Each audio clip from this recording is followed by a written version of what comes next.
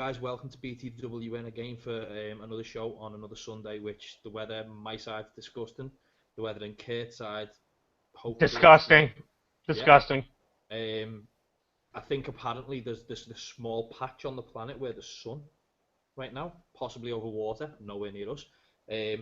So yeah, again, I've got this funny feeling that winter just doesn't want to leave. I mean, for anybody who does what we do and spends their life in the fringe and in the paranormal, the bad weather, the dark nights, the moody atmosphere, it's good, but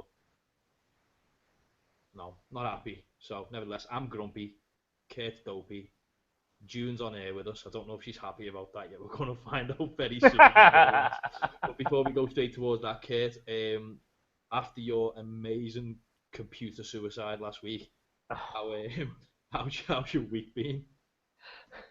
Well, all right, here's a story if anybody hasn't seen last week's show. I get on air, absolutely just, you can't see me, you just see this black spot right there. All right, that's going bad.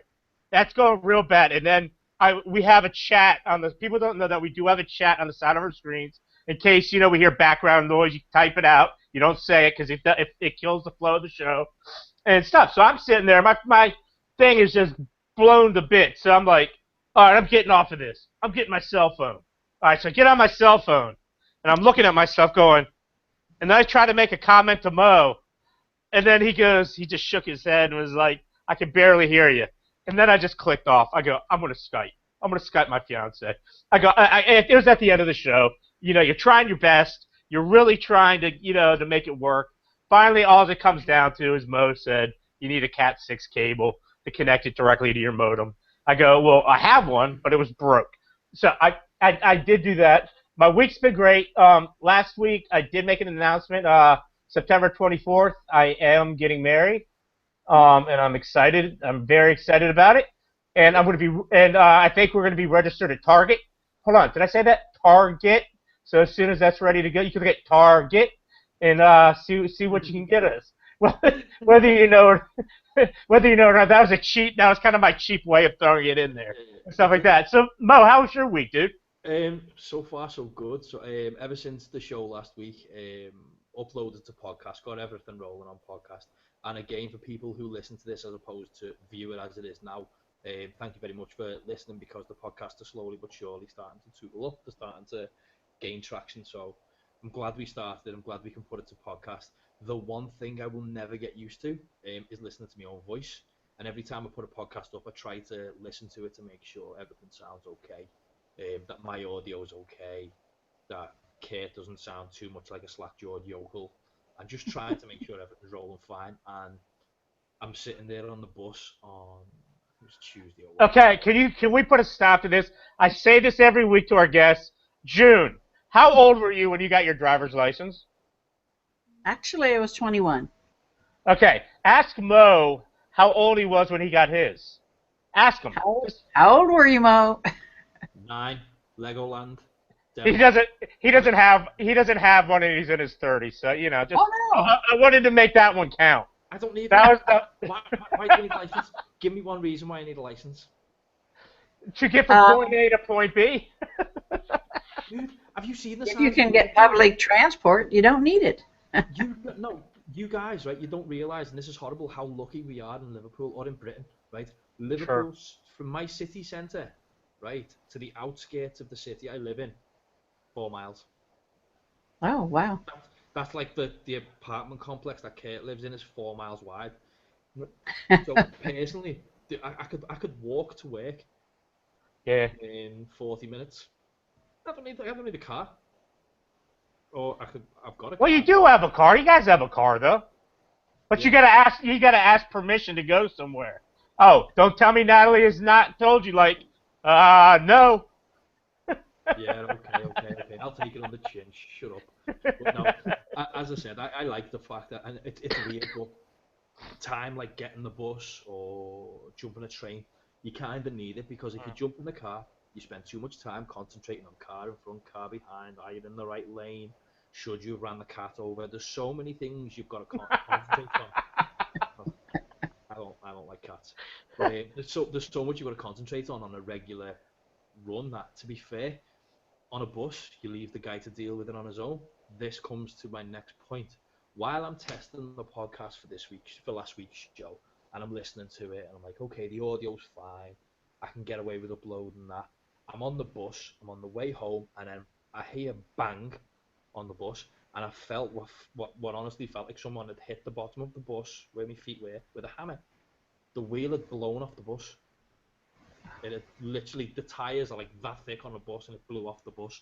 I was, when you hear a noise, and I was like, cool, calm, collected, and I turned around and everyone else was just sitting there like nothing's happened, and I was like a big horrible kid about it. So at that point I realized, Hey, as long as you didn't scream, I'm good with that, Mo. That was a good excuse. If you screamed, I'd have Mountain Dew coming out of my nose right now. I've got a hat, and I had my hat on. I sort of pulled it over me teary eyes to try and make sure no one see me crying. Nah, man. You're pretty safe, I think, on those buses. So. Yeah. Oh, also more news, by the way, on the talent rapture at the moment in June. You may not be aware of this, but have you noticed as of late the amount of famous people have died? Oh yeah, I've noticed. Yeah, Mm-hmm. It's We've lost a lot of them. We have Prince and other many people, but nevertheless, it's all talented people again. Do you know the rapture? Yep. Talent. Yeah, rapture. I know that. So you're aware of a talent rapture? Well, that's happening at the moment, and just so people are aware, Ozzy Osbourne is still alive. He hasn't gone nowhere yet. So that's the one with our money's on, that Ozzy Osbourne. When he dies, it's end of days, because I don't think he can die. And we're just, talent rapture's going on. It's going on well. Kate, who's your next on the sad list? On the sad list, I hope a Kardashian goes. I'm sorry. I had to say it. I had to say it. I apologize. I had to say it. No, you can't. The Kardashian cannot die because plastic is not biodegradable. That's true. It can't happen. It's going to be somebody we really like, though. That's the sad part, and I know it's going to happen. It's going to be somebody we really like. I mean, the Queen, she's 90 something. She's going strong. She's like 160 by the time she passes. Queen Mother. That's weird. But I'm gonna move away from this topic now, because I can just see this going into this wormhole of people hitting the report button instead of the subscribe button. So, I'd like to again welcome June onto the show. Now, June, reading the bio that you sent us so we could use it for the event when we set up the event. Normally we get somebody on and they say, well, I've been in the paranormal for this amount of time, and I've investigated these places, and I look at the list of things you've done and you're capable of, obviously the interests that you've got, and you are, if anything, like some form of Swiss Army knife to your team. My God, things. Now, I'm going to read just a psychic medium, animal communicator, healer. The first three that came to mind when I was reading on your bio, and I looked and thought, how much can one person do before burning out? How the hell do you manage to keep everything balanced? It's, since I was a child, Michael the Archangel has always, kept me company, been by my side. So I've been talking to him since I was a little kid. And he told me, you never know what you can do until you try. And he's always encouraged me to try different things. Yeah. And so I try different things. And if I can find that I can do them, I, brush up my skills. So I love animals. I live on a farm. I mean, I love animals. Decent. Now, would you say that the way you've had to do it has been a form of trial and error to see what you can do capable-wise and what you can't do capable-wise? Right. I would definitely say that. And a lot of people are afraid to try different things. They're saying, oh, no, I can't do it, or I don't have the ability. But how do you know unless you give it a shot? More than just once, more than just saying, oh, I tried it, it doesn't work. I mean, really, half of it's in their mind. If they just open themselves up, and then they can do more than even they're aware of. Well, I was very surprised. A friend of mine last year, or the year before last, he decided to try a little experiment with lucid dreaming. and again the conversation somebody had with him, and he was actually being interviewed for another show, and somebody said about what he was doing with lucid dreaming, and they were like, so how did you get yourself ready into a situation where you're prepared to get into lucid dreaming? And he said, well, I lay down and then started. It was at that point when he said that I realized that sometimes, as opposed to being so afraid of doing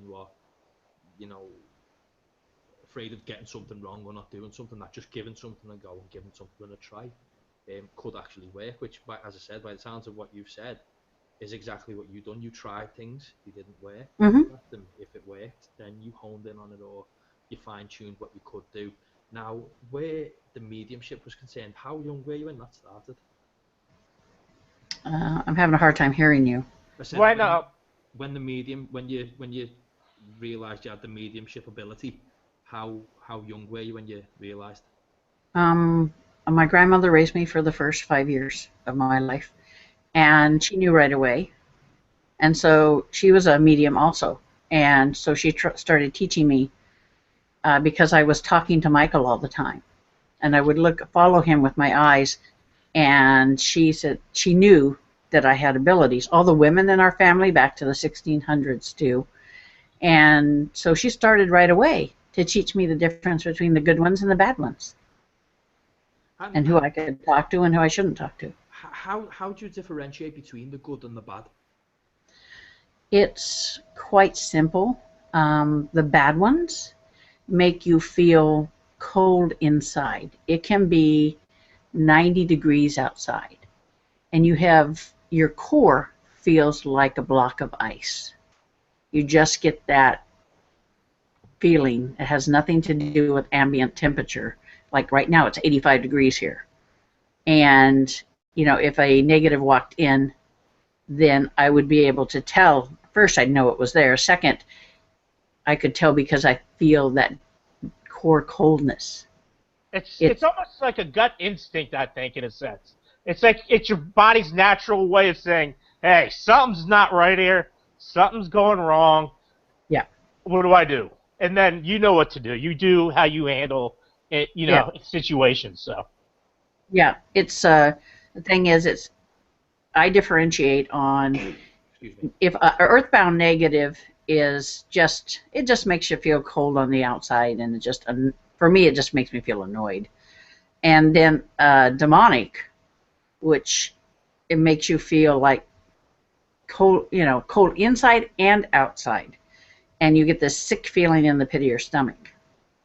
I know even before I get to a spot what it is, and then I have to prepare myself for it. I always do prayer before.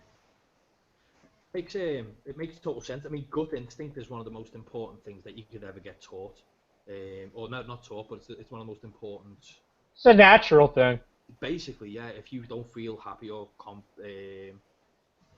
confident in a situation, we've all been there, and especially on investigation. If you've ever been out anywhere on an investigation, and you'll go into a room and something will say to you, no, you shouldn't be here. You shouldn't be in this room. You shouldn't be in this place. And sometimes the best thing you can do is walk away. And by the sounds of it, you have that ability plus others. So, I mean, massive. Yeah, I tell people that all the time. If you're in a situation and it doesn't feel right to you, then get the heck out of there. But people will talk themselves out of it. They'll forget their instincts and let their brain talk them out of it. And that's when they have problems with attachments and stuff. There's the one thing I struggle with at the moment, especially with regards to the paranormal field in general, is people are trying the hardest to put themselves into a really uncomfortable situation just to see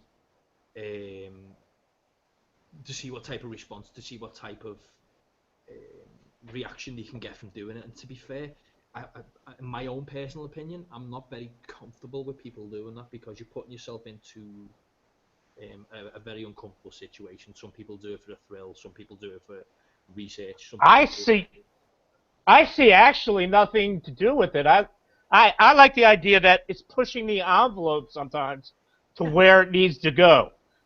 Whether it's you doing it, me doing it, June doing it, whether it's Nick Groff doing it on, what is it, Paranormal Survivor, and him and the girl go in and, the girl from Paranormal State go in and spend 72 hours in a house. I think you need to push the envelope, because if you don't push the envelope, everything stagnates. And I think in the paranormal world, and I think Mo, I got this off of Mo, I think that's where a lot of it is right now. We see a lot of stagnation going on.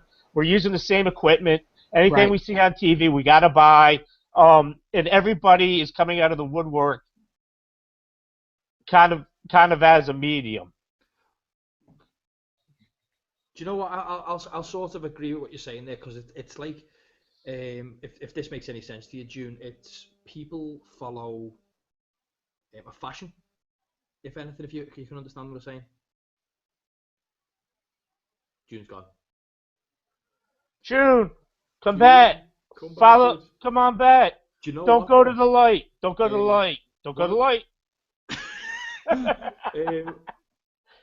Ms. Own Kage, I'm sorry if I get your name wrong, just put in the chat you rep, but if you're rude to a ghost or push them, they could reply the same as a human, which could be bad, seems dumb. It's again, negative does seem to follow negative, unfortunate with regards to what's called paranormal. If you put yourself into a bad situation, it can catch you from both sides. And it's one thing I've always struggled with myself, is the way people actually do that. They'll put themselves into a very bad situation just to try and elicit a response or elicit some form of interaction with somebody. I struggled with it myself. Because you're scared. Dude, bottom line, admit it, you're scared. Come on, Mo. Admit it. Come on, you're scared. You're scared. You're scared. You're scared. If I swear at you, right, on this now, I have to put a time, a restriction on it. Don't make me swear at you. It'll happen. I'm so sorry I'm coming after you. It's been a while, dude. It's been a while since we've joked around. I know, man. I know. But yeah, I mean, like you said, though, like you're saying, that people but I'm a firm believer in pushing the envelope, and it needs. I don't know. I personally think in the paranormal field, it needs to be done, whether it's technology, new technology, and as you come up with a lot of, whether it's thinking outside the box, not watching it on television. You're think outside the box. I just think that needs to be done, and I think more people need to push the envelope. And whether negative and negative, that's up here. That doesn't mean anything. That's not proven.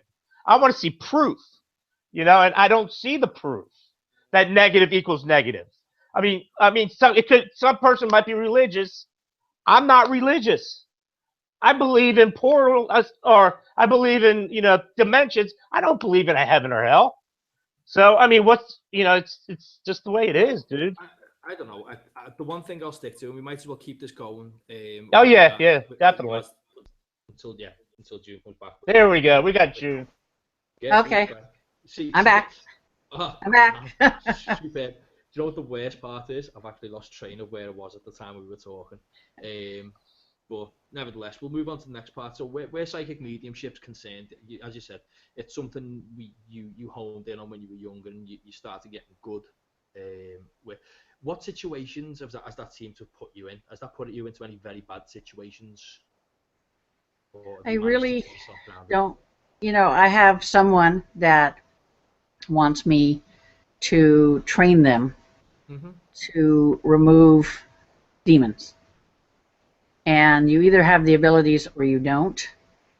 And sometimes people think that I'm just holding back on them. Yes. But if I get the feeling that I know instinctively whether they can handle it or whether they can't handle it. Okay. And I won't teach anybody that can't handle it, because I would be putting their life in jeopardy. Of course. And like you said, there's a lot of mediums, psychic mediums coming out of the woodwork. Suddenly they're everywhere. I mean, literally everywhere. And I don't know why anybody would want to be a psychic medium. Right. Well, unless you have an affinity for it, but you don't have to take the good with the bad. The bad is there too. Of course, of course. The one thing that seems to catch me as of late, though, as me and Kate have talked about this many a times in the past on the show, but there seems to be a fashion with regards to the paranormal. You will have, back in 2000 up till apparently yesterday, orbs were heavily, heavily, heavily treated as the most paranormal thing you could find. Then it was nothing but night vision cameras was the only thing that was actually credible. All of a sudden, it's everything. Every single haunting is demonic, or everything has an attachment. What it is, obviously, with the way TV goes and mainstream media, they will portray that. Let's. I'm not going to pick on any shows by name because I don't want to, burn any bridges with a future guest that we've got. But certain shows will have. They'll talk about somebody getting scratched, and then later in the show, somebody gets scratched.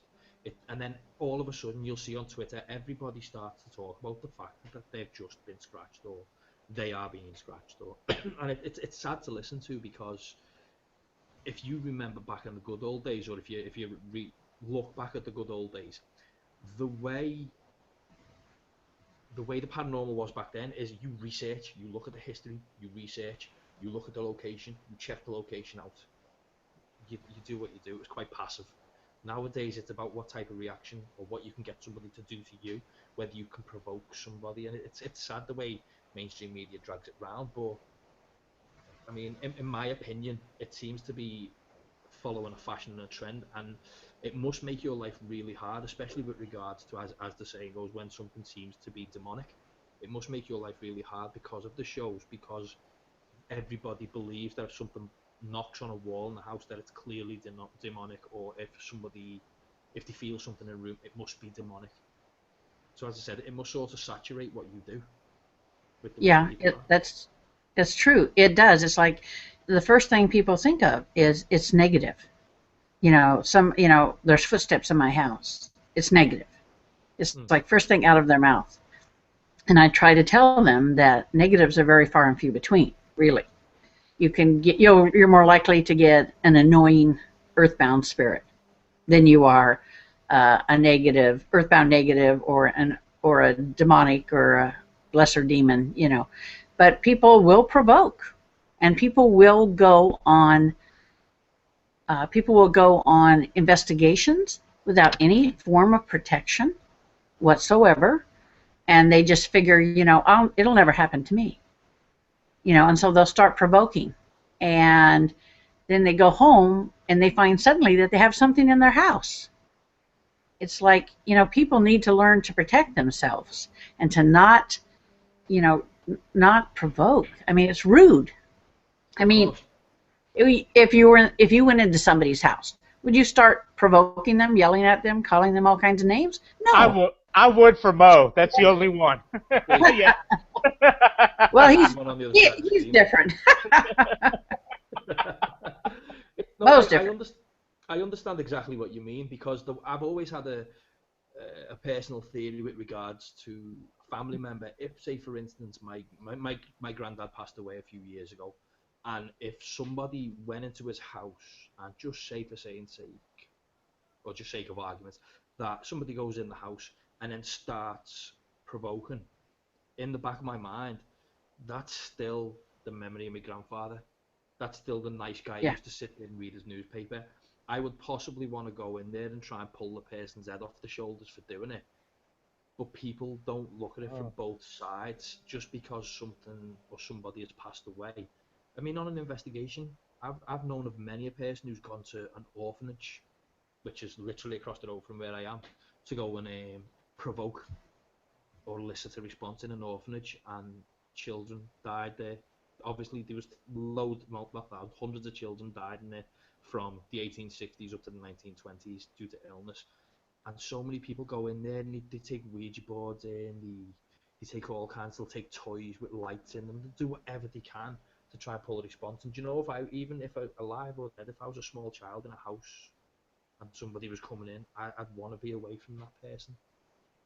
But obviously, I mean, again, it's the events and the way the all the ghost hunting events are going at the moment, it seems to be the thing that it's sad, but it is what it is.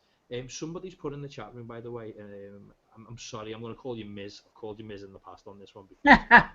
It's Mizun. I'm married. Mizuno Kagi. So I'm going. Do you know her? No. We'll go for Miz. Nevertheless, how would you deal with a rude spirit that lives in the woods? You like to hike. Oh, you're talking about an elemental. An elemental? That's what I call them. So I just thought that was remarkably specific. Yeah. It's a little note. Elementals. They look like this. They'll come and get you. Yeah. I got a little elemental right here with me. Sorry, Mo. Actually, I did deal with one up in Battleground, Washington. Battleground, Washington. I removed what I call an old demon. They're the ones that have been around forever, and they hardly ever come down here because they don't want to waste their time with us. But it was like the perfect storm. There was a portal in the backyard. There was Indians trying to protect the people inside the house. Yeah. There was an elemental who was curious and was there just keeping an eye on things, and just because he was curious. And once the demon was removed, he came out, and the Indians came out of the woods. And I told him, I said, you can't stay here. You really have to go. You belong in the woods. You don't belong here in the house or under the house. He was under the house.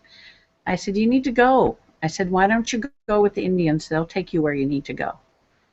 And they all, now that the demon was gone, they all kind of went off into the woods, walked off in the woods.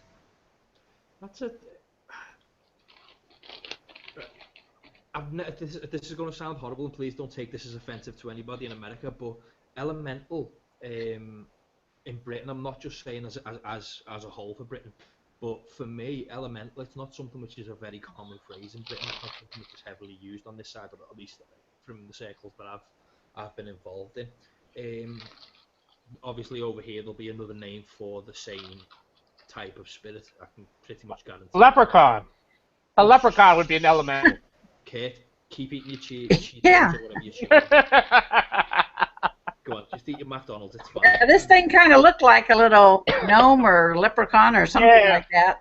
So I'm just thinking, okay, you're an elemental. Okay, fine. Do you know what? You'll have more luck than they do in the Middle East, because they've got a heavy believing in the jinn. Oh, the jinn's brutal. My God, the jinn procession, what they call jinn processions, which are very small, really, really angry demons. Apparently, I think they fall under in a category. And if they don't like you, they'll just kill you. Plain and simple. My personal opinion, I've got this funny feeling that somebody over there doesn't like you, they'll just kill you and then blame it on the jinn and say these little weird creatures came and killed you and get away with it. Kind of works for them. But again, we'll move away from the psychic medium, if it's okay, and move towards animal communication. Oh yeah, I love animals. Do you know what? We all love animals, except for when my dog ripped the teddy bears to pieces. I don't like him no more when he does that. But nevertheless, as for animal communication, again, did you start? Yeah, shut up, Kate. Did you again start with the animal communication when you were young, or was that something that you've, as of late? Yes, I was always talking to my grandmother's cats, and when my mother came back to get me and go to live with her, I would talk to the dogs that we had. Mm-hmm. And over the years, for me, it's natural to communicate with them. I hear them. Well, some people get images. Some people get feelings. I get like a full-bore conversation, like I'm having with you. Yeah. At first, they're kind of hesitant, and they're kind of frightened at first. But then if you keep talking to them, they get comfortable with you, because they're not used to somebody, a human, talking to them, really talking to them. But my son is also an animal communicator. And, I love animals. My dogs will come to me when it's their time to cross. And they'll tell me that. I had a German Shepherd, and she came to me one morning and said, Mom, I have to cross. I'm tired. I don't want to be here anymore. I actually feel remarkably... Okay. I feel very guilty at the moment because I talk to my dog like it's a 1-year-old. Yeah. I shouldn't do it. I grab him and do all the and tickle and mess about with him, and do you know when you get the patronising look off an animal in the first place? Sometimes when you're trying to be nice to it, it just sort of goes. Yeah. It kind of I don't know. It kind of proves a point to me that maybe my dog just beats me. I reckon he does. Literally does. Well, as I said, where animal communication is concerned, as far as I'm aware, that's something which is a very, very, very old art. Yes. A game from very, very old time. Was this something which was taught to you, as you said, by your grandmother, or was this just something that? This just happened naturally, but my grandmother was Irish and Cherokee and Apache Indian. And so in the tribes, there was always a shaman that could communicate with the animals. Yeah. And there's one in every tribe. And so my grandmother taught me about that, the Cherokee side of her, and what you could do and how to make it better and how to have respect for them. That's one way. I mean, I can imagine, especially with regards to, as you say, with regards to the way the shaman was and the way in shamanistic lore, I do know it's heavily based on animals, and especially a lot of the Native American folklore is always based on animal. It's yes. People were named after animals. Animals were actually not worshipped, but they were treated with a lot more respect than they are now. Unfortunately, a lot of people don't treat animals at all with any respect. But no, do you know what though? For some reason, in the back of my mind, I'm thinking, why are you a nurse? And why didn't you go towards like veterinary? Because at least with animals, it's a lot simpler. It's a lot more. People are just hard to deal with at the best of times. And as you say, you're a full-time nurse, aren't you? Yes, I am. I work full-time as a nurse. And on my days off, I write. I have 4 books out, and I have one that's about to be released the end of this month, and then I hope to have 2 more out by summer. 2 more books out by summer? Yeah. Whoa. I can barely write an application form for anything, or I don't know. I don't understand how people can write so quick. I couldn't do it. In saying that, I don't know. The hectic lifestyle of me. Now, with regards to obviously with the mediumship, how do you feel with regards to when people are passing over in where you work? Do you ever come across that? Does that ever seem to cross? Does it ever seem to? I'm losing the audio on you again. Sorry, I said with regards to where you work and with regards to your mediumship, do they ever seem to intertwine? Yes. I used to work hospital work, and I would know when somebody was going to die. And I was always having problems with people leaving their physical body, and not knowing where to go. So I would have to guide them on where to go, but I had to do it in such a way that nobody knew what I was doing. Because I have a question for you, Jim. It's a bit of a smart-ass question, but okay. All right. When you see that happening, I've been in the hospital enough with asthma attacks and this and that. Do they leave their body still connected to the machine? You know what I'm talking about? Or is it more of like a kind of a color that, I'm just curious. I've just been doing this a lot of times in my life. So. Oh, yeah. No, they don't. Once they leave the body, they don't have any machines or anything. And it depends. If they have enough energy, I'll see them as a full-blown person. If they don't have enough energy, I'll see them as like a white mist. Oh, okay. It was, understand that. So much for that theory. Yeah. No. Although people have a lot of baggage that we unfortunately die. Well, that's not one of them. The second you said that, you had to keep it sort of clandestine whenever something happens or you need to tell somebody where to go. When you mentioned that, then are you still there? Yeah. Oh, cool. Yeah, she's still here. She's here. Yeah, okay. I'm here. I just can't hear you very good. Can you hear me any better now? Yeah, that's better. As I said, when you mentioned about about seeing people whilst you're in the hospital and trying your hardest not to obviously draw attention to yourself when you're trying to guide them in the right way. The second you said that, the first thing I thought was you were going like that. Shh, shh, shh, go that way, go that way. How'd you tell them? How'd you do it? Is there an art to getting caught? I don't do it out loud. Oh, Everything that I do in communication is telepathic, but I would like have to go somewhere like another room that was empty, and they would follow me. I would tell them telepathically to follow me, and I'd go into another room, even a closet, and I'd tell them, and if they, I know it sounds bizarre, but it's like, you know, you have to help them, because if you don't, they're going to follow you home. Yeah, no, I One way or understand. another, they're going to get help. I get what you mean with that. It's a hard. It must be a hard situation for you to be in, to have to try and come to terms with what you do as a work and in your working life, and obviously having the abilities and being able to have that extra sense. That must be quite hard to try and balance off, unfortunately. Yeah. But in saying that, you can offer more help in that situation than most standard nurses could, I assume. So it can't be that bad. You know, it's like being a psychic medium is like coming out of the closet. I spent 5 years in the military, and during that time, I just put it on the back burner. I couldn't deal with it and be in the military, and they frowned on anything, you know, that was out of the ordinary. So I just kind of kept it to myself, and of course I worked hospital work, so I would have to tell them telepathically to, you know, follow me home so I could help them, because nobody wanted to hear that you could talk to the dead. Yeah. And believe me, I would. One night I came on shift, found somebody dead, and she was wandering around her room trying to figure things out. And then before I left, I had a woman come in who had an MI, and I'm up on the bed giving her CPR. Yeah. And it's just crazy. Well, again, with regards to the military, and as you said there, I remember James Van Prague. I don't know if you're aware of James Van Prague. Oh, yeah.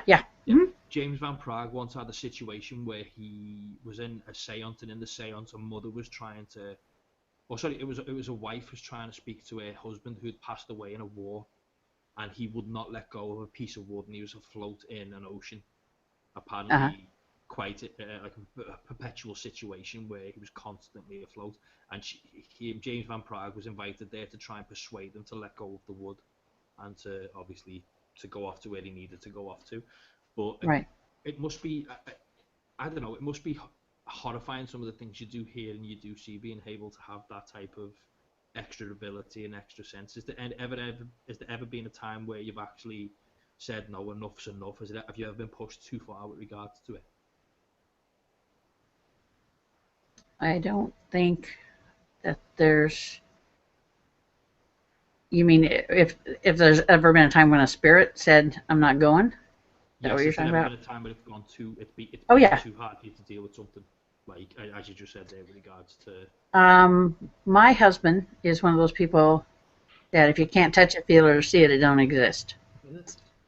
But one night, he had a dream that he was on the Arizona, and he was below decks, walking through water like you walk through air. Yeah. And the big topic of conversation was, how come they didn't come for us? They entombed those men down there. And he had it 3 nights in a row, and he says, I go up on the monument, and I find my name. I run my finger down and find my name on the monument, and I wake up. He said, can you do anything to help those people? And I said, well, yeah, if they want help.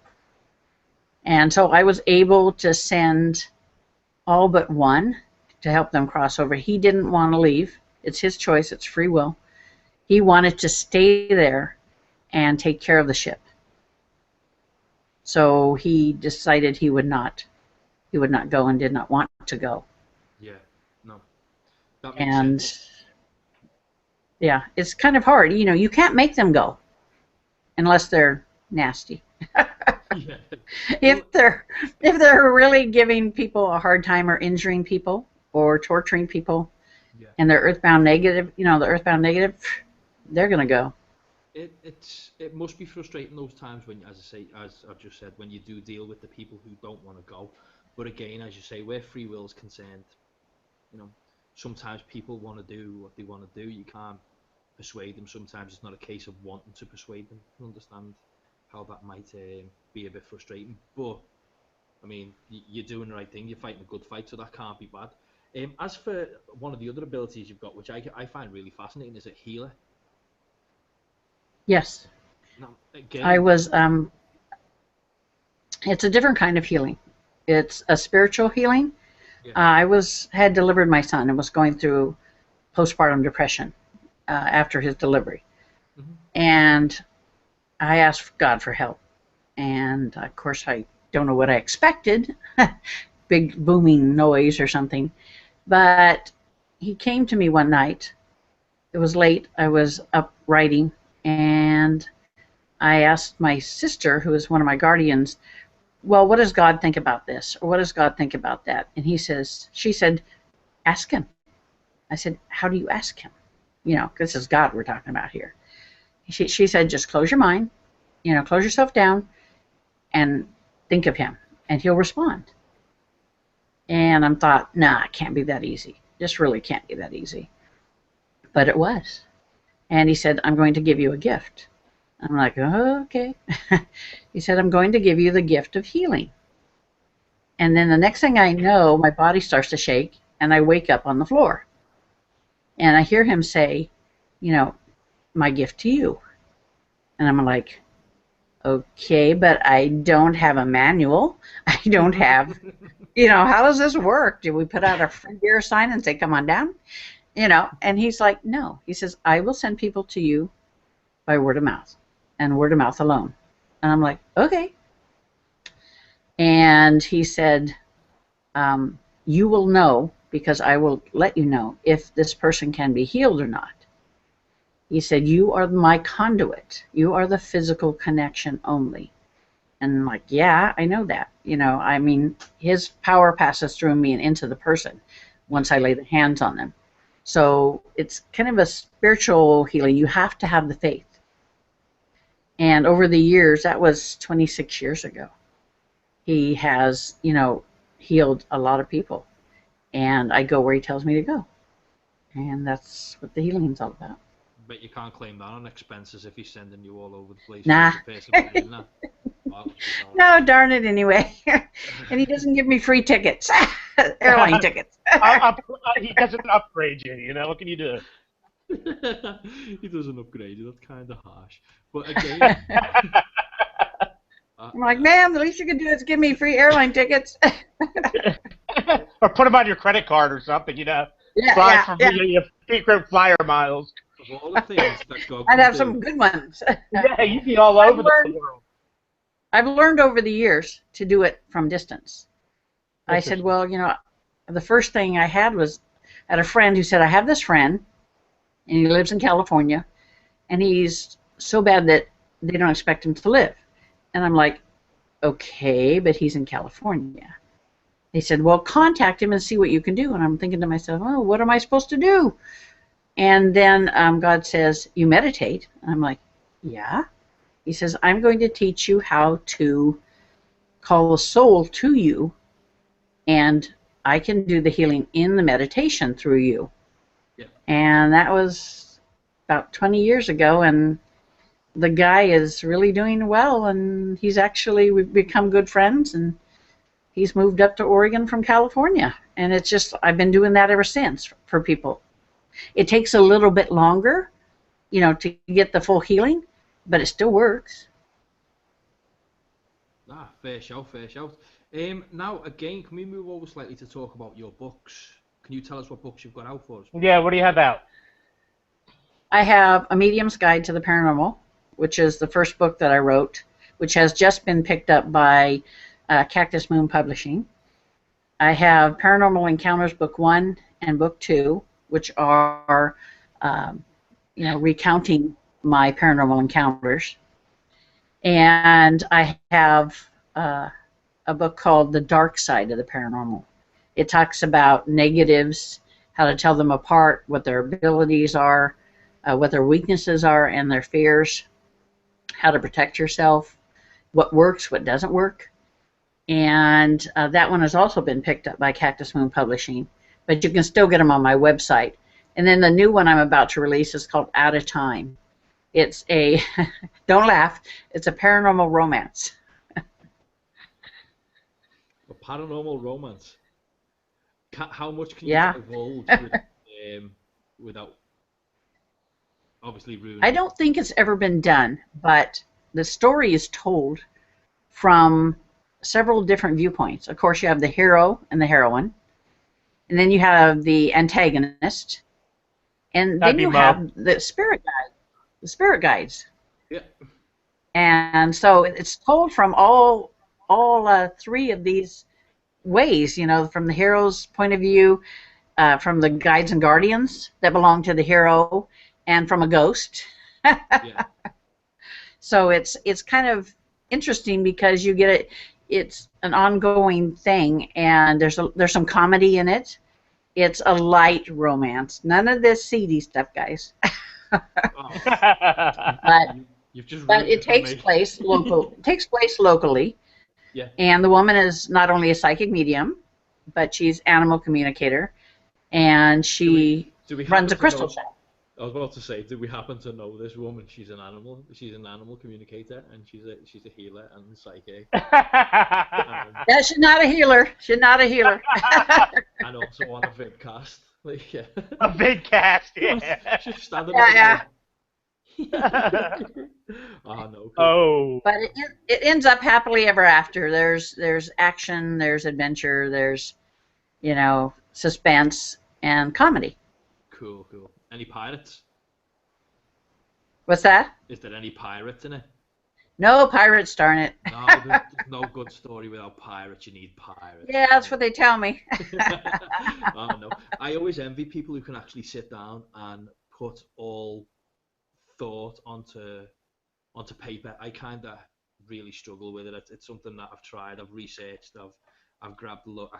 I can mess around with video till the cows come home. I can mess around with audio. That doesn't bother me. But if you ever ask me to write something down and make it look like it's legible, as a matter of fact, here, let me show you. That's an average rambling of me. It's just random bits of mishmash. I always keep a book to one side, so when I'm asking questions, I write away in the corner, just so any questions or anything I bring up, I can write it. If somebody asks a question in the chat room, I write it down, and then I come back to it, and it ends up looking like the mad ramblings of You can do it. Like Edgar Allan Poe's ugly little brother. It's kind of weird, but nevertheless, ever since the second you mentioned that there was a book about paranormal romance, it's gone in the chat room, right? Para-romance, rated PG, starring J-Lo, co-starring Benedict Cumberbatch. They've already decided on your film. Who's it co-starring? Benedict Cumberbatch. Co-starring J-Lo and who else? Benedict Cumberbatch. Not you, Kim. Not you. Well, this is only my second adventure into fiction. I actually have a children's book that's called Petals, Golden Wings. Yeah. I wrote it in like 45 minutes years ago. Yeah. And then I thought, okay, I'll clean it up and I'll put it on Amazon and see what happens. And it's like 5-star reviews. And I was like, a lot of people wouldn't touch it because a lot of publishers would not touch it because it mixed the birth of Christ with a fairy. I could see that being an issue, definitely, with some of these people out there. You never know their profession, you know, their personal spiritual beliefs. I'm an agnostic, borderline atheist. Mo believes anything I tell him. He loves the fairies. But aside from that, that book does sound interesting, though. Have you tried to get it into, let's say, my battery's very low? Yeah, it's great. All right. Have you ever tried to get into schools and stuff like that, into public libraries and elsewhere? Oh yeah, I could get it in the public library if I wanted to, but you know, for right now, I'm not focusing on my children's book. I have another one that's a series, and I wrote it 20 years ago, and it's about a little Springer Spaniel puppy that comes to live on a farm, in Eastern Oregon, and it's her adventure. Her name is Susie, and it's her adventures with Pork Chop the Wiener Pig, Thomas the Rooster, and Oscar the Barn Cat. Right. And it's a series of 3 books. There's a lot of comedy, but it's a juvenile book. It's a book for children. Yeah. And I sent it to a publisher one time, and they said, "Oh, it's not dark enough." I'm like, what? Yeah. These are little kids. They're not supposed to have the darkness. What's wrong with you people? Poor children. That's because Harry Potter had just come out back then. Yeah, filthy You know. muggles. Yeah. So I don't believe in children. They grow up fast enough. They don't need all that darkness. Yeah, no, I understand it. It's not fair, especially with kids. I've always said I've got 2 children upstairs, and I will never in my life remove any imagination. I'll never stop them being imaginative. I'll never drag my child away from Minecraft. I'll never let my daughter stop me sitting there being a teddy bear table. She just puts teddy bears on me, and I sit there covered in teddy bears like an idiot. Well, like a dad, as you know. But as I said, you can't take things like that away from children. You shouldn't. It's not. We have no right. And if somebody's saying to you that maybe you should write a darker book, tell them to go away. It's not worth it. Do what you do. Do it as you do it. But I'm now going to ask a question which you may feel slightly uncomfortable with, but I ask everybody, so don't think you're getting away with this one. On investigation, in any aspect of what you do, what is the one single most embarrassing thing you've ever done or has ever happened to you? You can't get out of this one. Oh. You have to answer it. Oh yeah. Okay. It's we were investigating the Shanghai tunnels in downtown Portland. Yeah. I had removed a demon, actually 3 of them from the tunnel, and then we were going to see if we could help, the ones that were there. Yeah. And I made the mistake of leaning against I took my jacket off because it's hot down there. Yeah. And so I leaned against the wall of the brick wall, and everything came through me, all the things that happened there, all the pain, all the suffering, the events. It was like going super fast forward through me. And I'm trying to peel myself off the wall, and it's like I almost fell over, and the head investigator, he's looking at me like, what's wrong with you? Are you okay? And I'm like, yeah. And then, and then I did fall down, and I'm like, oh, okay, thank you. So embarrassing. Don't worry, we all fall away. Yeah. Unfortunately, that happens to me. I have run out of the amount of time something embarrassing like that's happened to me. As one thing I've brought up on the show a few times in the past is I've been in a cellar system of an old lunatic asylum in Wales, and I was walking through, and I'm not tall, I'm like 5'7", and I'm walking through the tunnel, and I'm paying attention, and I've actually got the audio of this. I'm walking through, and I've got my camera going, and I'm trying to work out where I'm going, and then all of a sudden on the video you just hear ding, and the camera stops, and it's me. I hit a pipe full on. I just walked into a pipe. No. It didn't it clipped me, but it rang like a bell. And I didn't know if I was so proud of the noise it had made or so stupid at the fact that I put it up on YouTube for a very short period of time and took it straight down again. I thought I couldn't do it. But yeah, where are we? Somebody's just put on in the chat room, Mizu no Koge, if I've got it right, has put, I remember when I was 6, I saw The Shining and another Stephen King movie where a kid was pushed under solid ice and drowned. It never clicked that what I was watching was bad till my mum came in and shut it off. Then I didn't get it why until I was older. Cool. We were talking a little bit earlier about the book being dark, about how sometimes children might not process something as being dark. And you know what? I actually agree with Ms. Just on the grounds that my son is heavy into Tim Burton movies, and he loves watching Corpse Bride and Nightmare Before Christmas, and he doesn't see them as scary, but he can watch a YouTube video about the Kraken or a sea monster and cry and panic and get worried. So I do actually get what you're talking about there, Miss. That makes a lot of sense. What I am going to say though is we are actually coming to the end of the interview, so if possible, can you tell us where people can actually find your books? Yeah, you can get my books on Amazon.com for the Paranormal Encounters 1 and 2. But if you'll have to go to my website to get A Medium's Guide to the Paranormal and The Dark Side of the Paranormal, you can get those through me still until they come out in June into the stores. Well, is that Mystic? But you can get them in print or ebook. And that's on mysticconnections.org. Yes. Uh-huh. What I'll do is I'll link to everybody who's listening to this. If you're